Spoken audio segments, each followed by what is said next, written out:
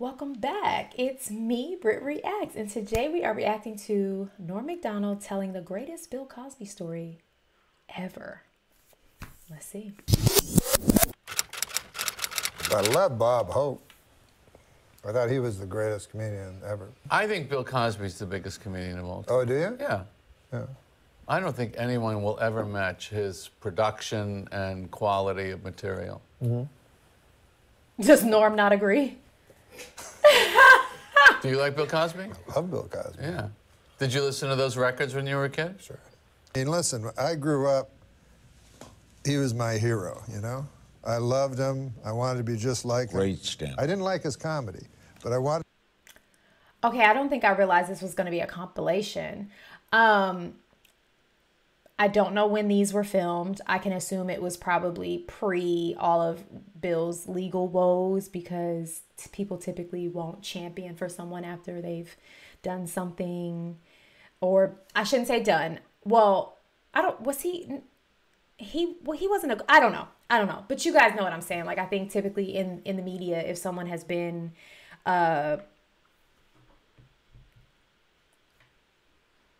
in some type of situation, they shy away from even talking about it. So it felt like for them to praise him, maybe this was pre all of his legal woes.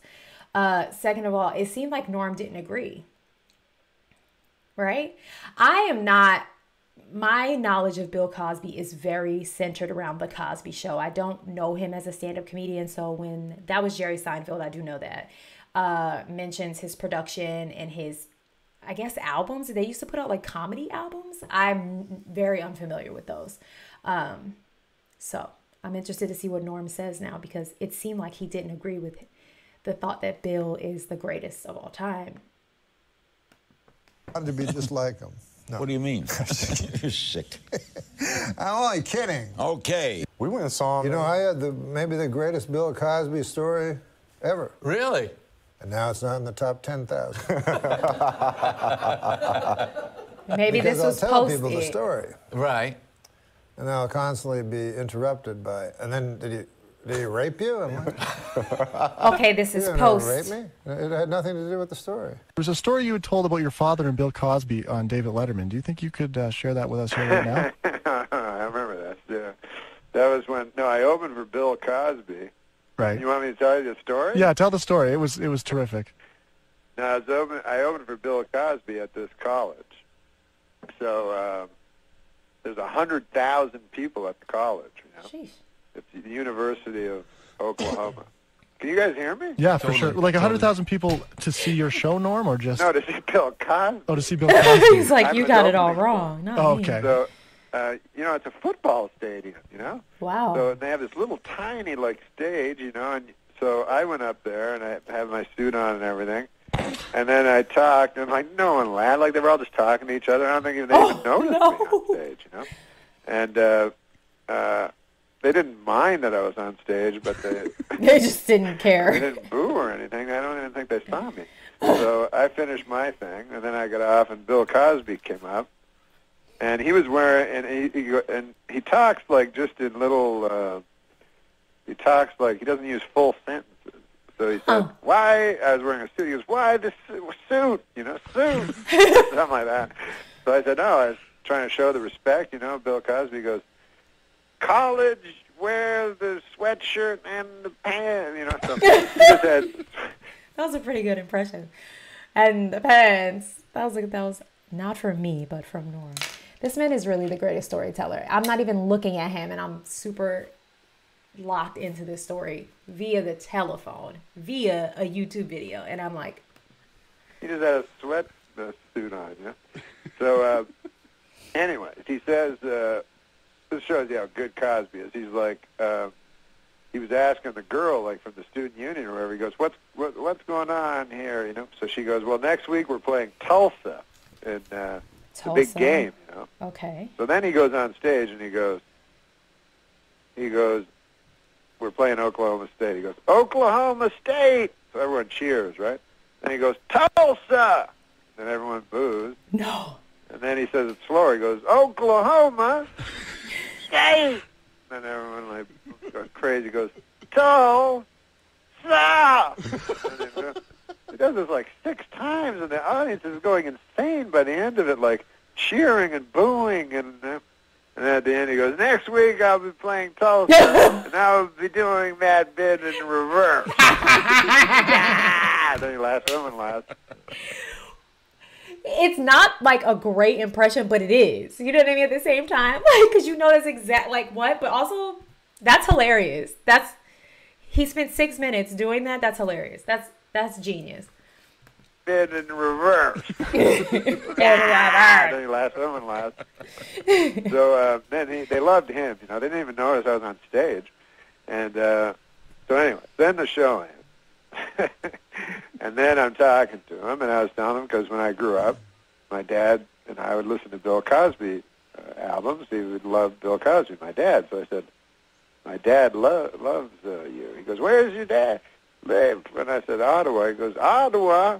Canada. And he turns to his manager guy who was with him, and he goes, Maury, aren't we playing in Ottawa? When? I thought the schedule... So then the guy goes, yeah. No, I take that back. His impression is actually spot on. And okay, I can now confirm that I know that Norm is Canadian. And I mentioned, I think in the first or second reaction that I did, he was, or maybe it was the first interview he had done on the Conan show where he brought up Canada. And I was like, I hadn't even met a Canadian knowingly until I was in my 30s. And so now I know that, you know, Norm is Canadian. Fun fact. Playing in Ottawa. When? I thought the schedule... So then the guy goes, yeah. He goes, we're doing it in August. He goes, yes, take the man's name down, and we will... And so then he says, I will meet with your father, take him back, and we will speak. And I will put him in the front, because people like he's got the timing. And so... just put the number down on the paper. On so the paper, he's got that. Go to write the number down, and it occurs to me that my father's dead. Get the f*** out of here. Are you kidding me?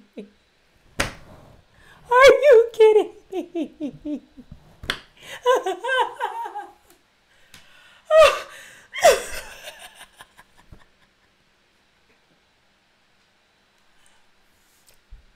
I did not see that coming.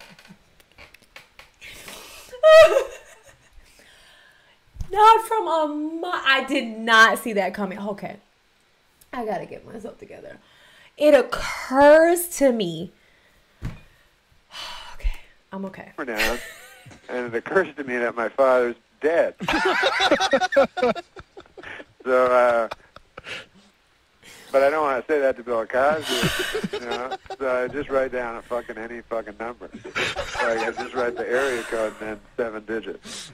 So, sorry. So then later, like a couple of months go by, and this also shows you like the power of like a guy like Bill Cosby. I was doing some lame thing on the Drew Carey show, you know, I was supposed to be a lawyer or something. I forgot about that one show. episode of the Drew Carey show. So I'm on the Drew Carey show. I'm rehearsing, and a lady runs up and she goes, "Bill Cosby's on the phone." You know. So I go, "What?" So I go and I answer the phone, and it's there, I swear. It's Bill Cosby. So I go, "Hello?" He goes, "Your father does not answer at the phone." At the phone. I phoned the number. This is such a good story. And I pray to God it's true. It's such a good story. I phoned the number, and the phone rang, and then another voice came that was a machine, and it was a person saying that the number was not used by a person and all this, you know. So I'm like, instead of just telling him, I just said, "No, that's the number." That was all. I didn't know. It was impossible for me to say. But so anyway, That's the story. And then I told that That's the story on Letterman once, and I guess Cosby saw it. And then the next day, this was when I was working on Saturday Night Live. This is a true story. Could you imagine getting a phone call from Bill Cosby? Hello, is this Mr. Macdonald? And you're like, is this Bill Cosby? Okay, let's hear what Cosby had to say. The next day, I went to my office, and there was like 300 like things of flowers. There was flowers like everywhere in my office. He bought him flowers. And then and then about 5 days later, like I found there was a little tiny card on one of the flowers, and it said, I hate to be the one to break. I'm doing his voice, but it said, I hate to be the one to break it to you, but your father is long since dead. So that's the story. God damn, that was a long story. This is the best story I've ever heard. Have you had any contact with Truly. Dr. Cosby since then, Norm? The doctor, yeah, Dr. William H. Cosby, E.D. Yeah, that's him. No, I've never talked to Bill Cosby since then, but I love that guy. How much are you bothered by the fact that this comedian who you really thought was great turns out to be this person doing horrible things?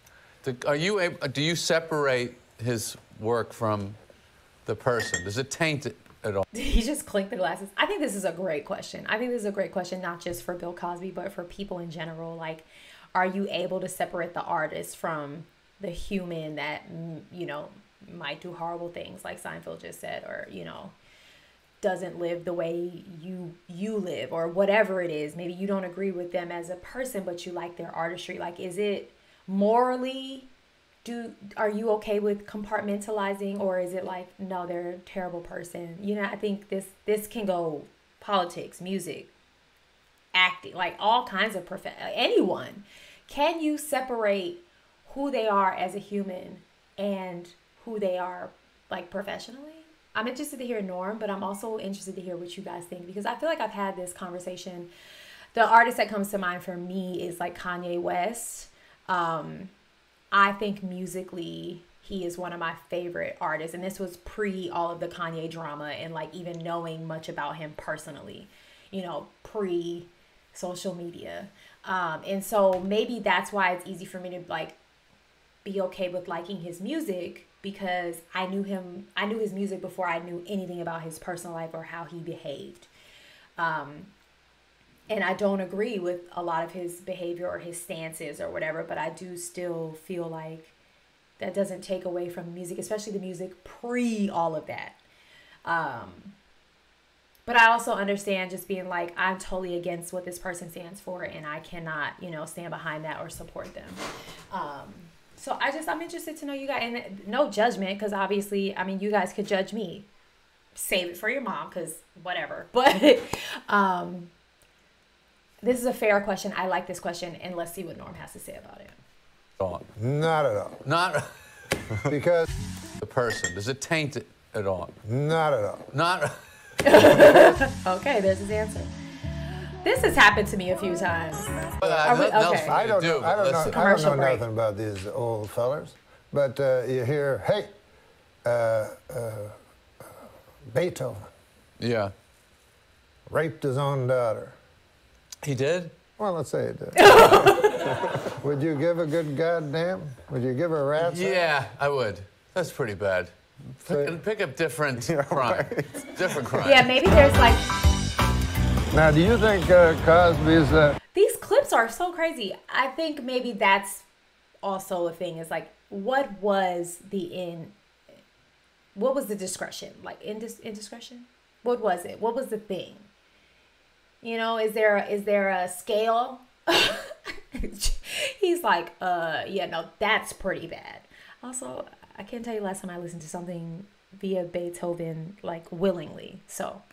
Different crime. It's a Now, cool do part. you think Cosby's legacy will be hurt?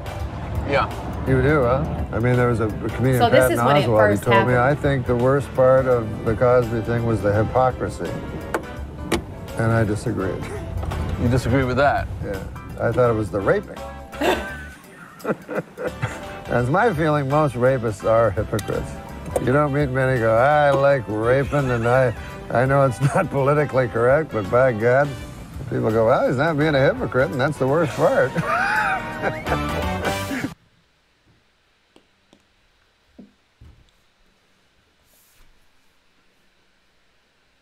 Right.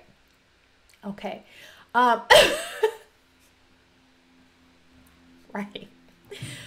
All right, y'all. Let's sound off in the comments. That was a really funny story, though. That might be my favorite Norm story so far. Just like, I really thought it wasn't going to be true because his other stories are so outlandish and like ridiculous. The turtle story, you know, all the other stories, but this one was true and it's funny.